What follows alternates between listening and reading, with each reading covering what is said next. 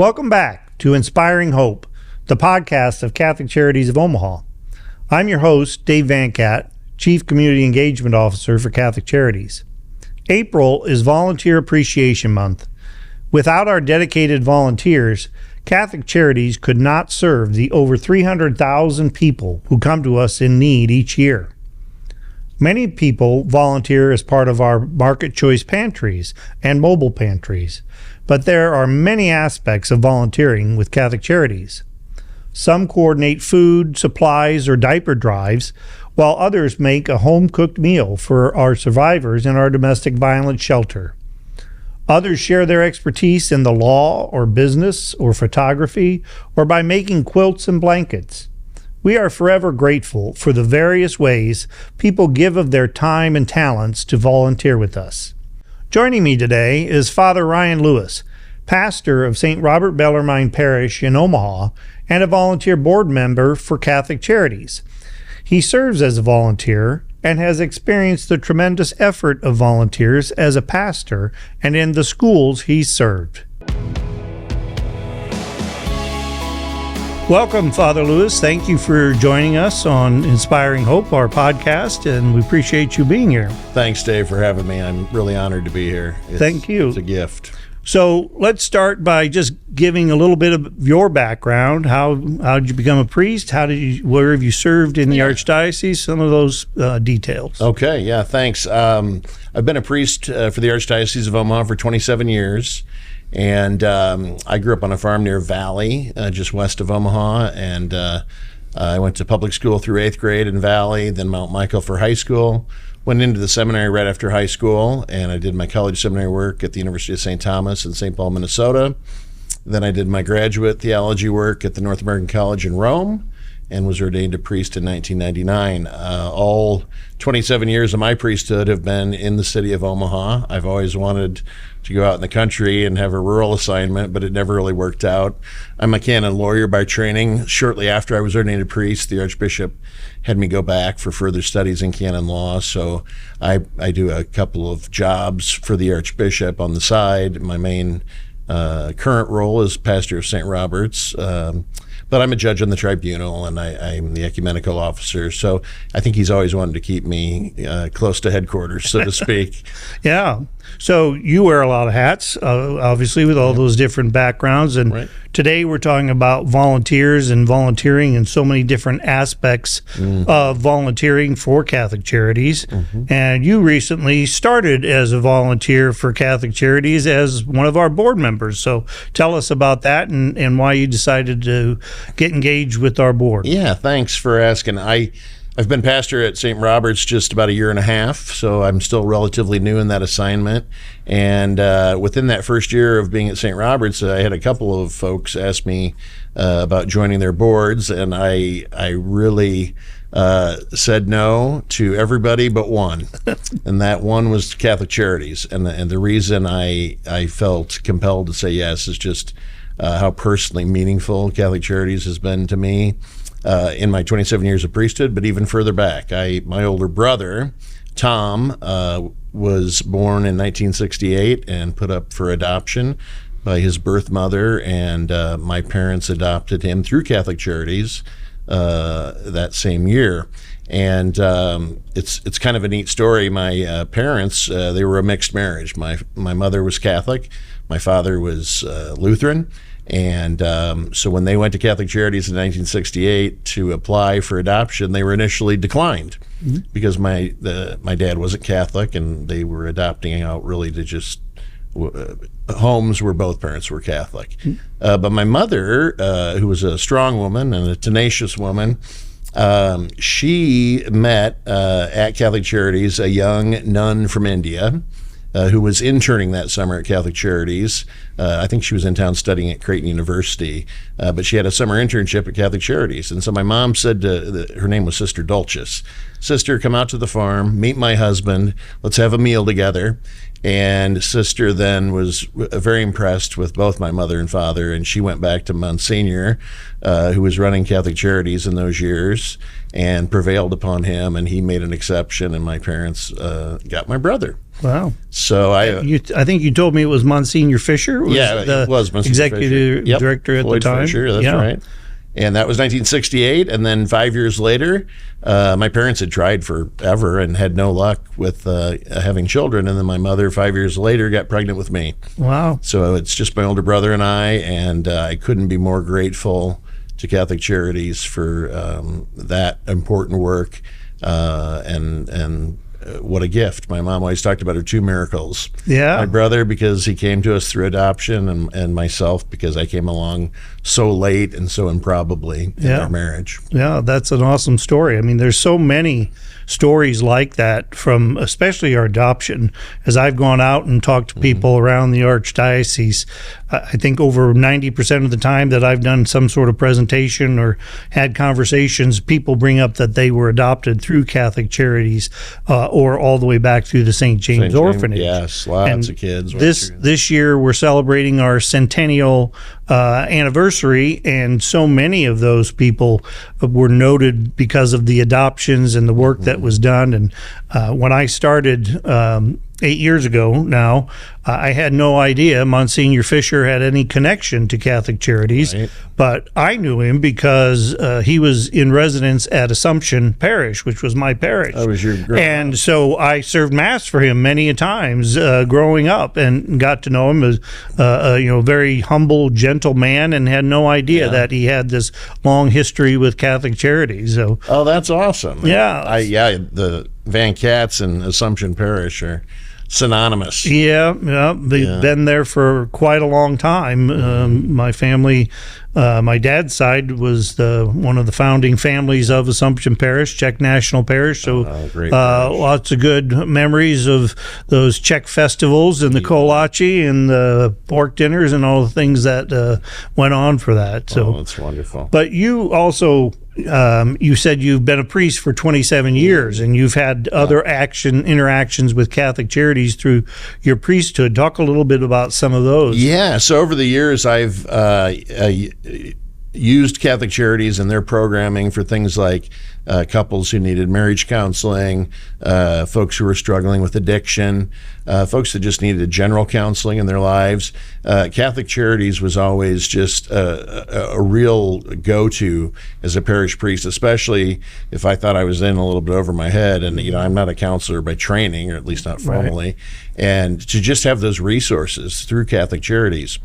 And often, I could just say, maybe I'm not the right person to help you, but you can call Catholic Charities. Right. And to be able to give them that resource, as opposed to just saying, I'm sorry, it's beyond my scope. And so that's been great over the years. And I just think, I know you're emphasizing volunteering for Catholic Charities. Just to say a word about volunteering, really what we're doing when we volunteer is it's good works. And we always know that our faith, as St. James would say, our faith without works is a dead faith. We're justified by faith alone, but our faith should always be manifest by doing good works, and volunteering is a great way to do that. It's also a way to acknowledge blessings. And if you've been blessed by the Lord in your life, and if you have the time and the energy to volunteer, especially for a group as worthy as Catholic Charities, do it. I mean, because you'll get so much more out of it than what you put into it. Everybody says that, don't they? You get involved in good works and volunteering, and it's a worthwhile cause, and you're manifestly helping people and making the world a little brighter, and that makes you feel good, and then you're giving back, and the Lord is never outdone in generosity. So whatever time you put in volunteering, you're going to get it paid back in spades in your life. Yeah, that's all the things that we like to promote in terms of volunteering. It really does change your perspective, particularly when you come to someplace like Catholic Charities and you get a chance to see people face to face, those that you are helping, because that doesn't always happen in different volunteer roles. But now we're given that opportunity, and we say we're the hands and feet of Jesus Christ. And so that really does touch people's hearts, whether they're Catholic or any other faith. They now have the opportunity to really recognize how what they are doing is having an impact on the people that they're helping to serve. you've had so many different roles from parishes, but I know you were involved with Gross Catholic High School for a number of years as chaplain. So talk about, some people don't know, should I volunteer as a group? Should I be, just an individual? But I'm sure you've seen both types of volunteering have impact on, both students and your parishioners. That's exactly right. Teaching high school for a number of years in my priesthood, both at Gross and at Roncalli Catholic High School. The students always had required service hours, but frankly, many of them just had that service-oriented disposition anyway. Mm-hmm. They had really learned the faith, and they said, "Yeah, I need to. I've been blessed. I need to give back." And so, in fact, I often said, required service hours are great, but even better would be if they just on their own and not to check a box, because I think they would. Right. Because I think when we're teaching the faith well, they know instinctively that you've got to do for others, and that you can't just be focused on yourself. And so our kids would go out to various, including Catholic Charities, but to various ministries, soup kitchens and homeless shelters and just all kinds of places, Heart Ministry Center, and they would also go and work, like at Gross High School, you had St. Bernadette grade school right next door. So our kids would go over and work with the little kids and do volunteering that way, and it was really a neat thing. Yeah, and we still have many different students that come in and volunteer on their own outside of their school hours. So like some schools will do a community service day, and we'll get groups of students that help and volunteer that way. And then we have others that they will just on their own decide that they want to keep volunteering because they had a great experience with us. We've got and homeschool students. We've got a number of homeschool students as well that come and volunteer on a regular basis and are really devoted and dedicated to serving others. So there's so many different aspects. A lot of things that people think about when they're volunteering is going someplace. Yeah. But there's so many things that people can do on their own. We talk about our prayer warriors that volunteer their time to just pray for Catholic Charities and the work that we do and those who are coming to us in crisis, and how that is a benefit to them, doing the prayers, but also an unseen benefit to the people that they're helping. And we have others, like in your own parish, who coordinate food drives or supply drives or diaper drives, and they do that right there. For over 30 years, St. Robert's has been doing a monthly food and supplies drive for Catholic Charities, and that's just amazing to have that kind of dedication year in and year out, and to really become part of the fabric of that parish. And we're so grateful to the Knights of Columbus for all that they do to coordinate that, and the parishioners of St. Robert's for all of the generosity and support. I mean, that must be wonderful for you as the pastor to come into some place that has that. You walk into St. Robert's, and they've been doing it well for we're in our 60th year. St. Robert's was founded in 1966, so this is our 60th year. And yes, it's really amazing. There's a real culture of stewardship.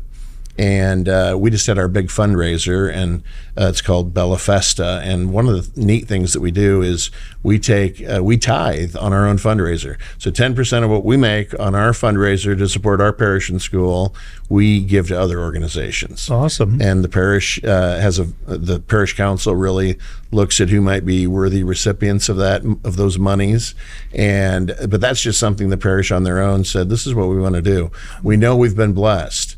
And we know that when you're blessed, to whom much has been given, much will be expected. Yep. And then what you just talked about with the Knights and various other organizations, we have a refugee committee that's working on helping immigrants and folks that are struggling, and so there's a real sense. All of our pro-life outreaches, which we're very, very strong in the parish, looking out for the vulnerable, taking Holy Communion to the elderly and the homebound and the hospitalized. I have an army of lay Eucharistic ministers that are hitting the nursing homes, the hospitals, my associate and I couldn't do it ourselves. Right, It's a big parish, 3,250 families. So wow. Probably about 11,000 individuals. Yeah. That's a guesstimate, but yeah, so it's great. There's so much lay collaboration with the priests and the deacons. It's just really, I've been so edified. That's been true at every parish I've been at, but it's kind of on steroids at St. Robert's. Yeah, I mean, it is amazing all the different ways that people can volunteer. And again, we're happy to have them volunteer with us at Catholic Charities, but we know that there's so much good work that they're doing in the parishes and for other nonprofit organizations, and it really is a testament to their faith and their love of God, and as you said, giving back for all the good that has been given to them. And to be a lifelong supporter of worthy organizations like Catholic Charities. When you're younger and have more energy, you can probably do with volunteering. But I know of elderly folks who they're maybe not in the best of health themselves. Their days of active volunteering down at Catholic Charities are probably behind them. Yeah. They'll write a little check and they'll support Catholic Charities that way. Each of us, wherever we're at in life, we can find a way to help, and that's why I've always financially supported Catholic Charities. I love that you're getting these through these volunteer opportunities, getting more people to be more actively involved. But however you're supporting, when it's a group as worthy as Catholic Charities and all their programs. I mean, when I write a check to Catholic Charities, I think of all the different programs that you have that's supporting. Yeah. And it makes you feel good. Yeah. It's amazing. Yes, and you brought up another good point of the people that may be homebound or are not able to get out for transportation, and I know we have volunteers who use their other talents. We've got people who make quilts, and those go to the people coming through our pantries, and blankets and Afghans and all different kinds of things that they have that they enjoy doing, and then they donate them to Catholic Charities, and we're able to help people warm during the winter. So there's so many different aspects of volunteering that people may not think about, but are important and do enable us to serve so many people. Yeah, and then if you think nationally, Catholic Charities USA, and that every diocese has a Catholic Charities across our great nation, and just the volume of good works that Catholic Charities is accomplishing. We know what's going on right here in Omaha in the Archdiocese, but man, think about that. That's going on all across the nation. It is. And it really gives the church credibility. We talk about you don't just talk the talk, you walk the walk. Well, through Catholic Charities,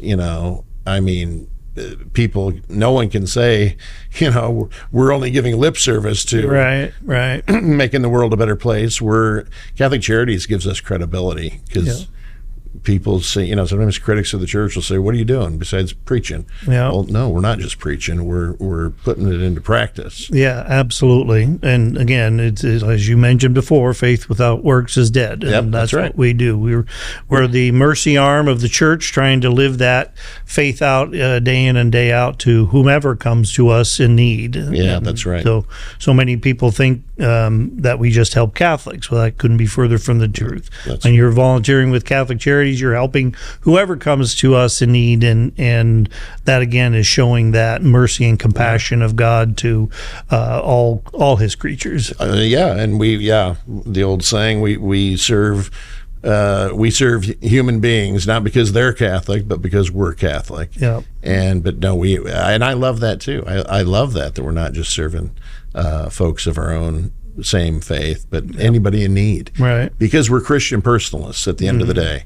We see in each and every human being the face of Jesus Christ. Right. And that's why every human being has dignity and respect and should be treated accordingly, whether it's the baby in the womb, whether it's the elderly or the handicapped, or those that society would see as of no use or of no value. Right. We will always defend the person. Yeah. St. John Paul II, all the popes, but St. John Paul II was just so big in that each and every person is made in the image and likeness of God, and that's where their dignity comes from. Right. It's not because they're useful to society or productive as labor. It's because they're made in God's image. Yeah, and that's part of our purpose in our tagline that we say, empowering human dignity. You know, that Yes. everyone who comes to us is a beloved child of God, and we have to treat them that way, regardless of what sort of crisis that they're going through.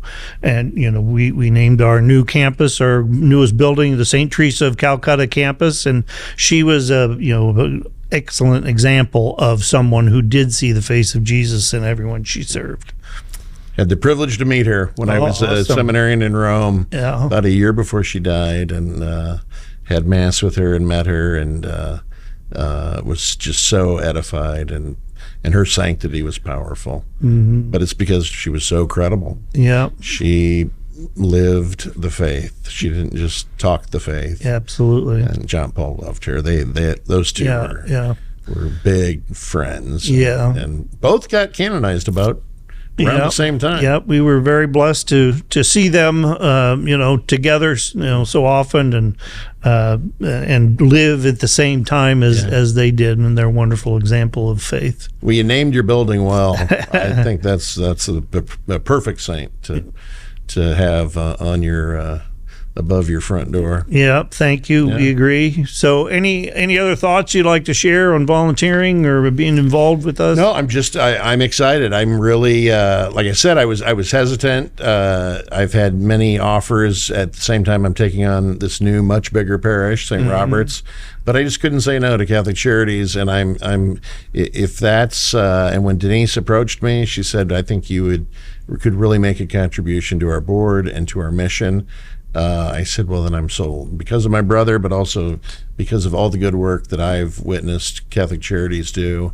And if me being on the board can be a contribution, then that's, and I'm happily volunteering to be on your board. Awesome. Because I know there's no paycheck that goes with it. No, none there. So, well, thank you so much, Thank Father, you, for Dave. joining us. We appreciate it. your time and your It was a lovely volunteering with us. conversation. So Thank we are very grateful to have you as part of Catholic Charities, and wish you all the best. Thanks, Dave. As we close today's episode, I hope you reflect on the gifts and talents God has given you to share. He has blessed each of us in different ways so that together we can do amazing things in His service.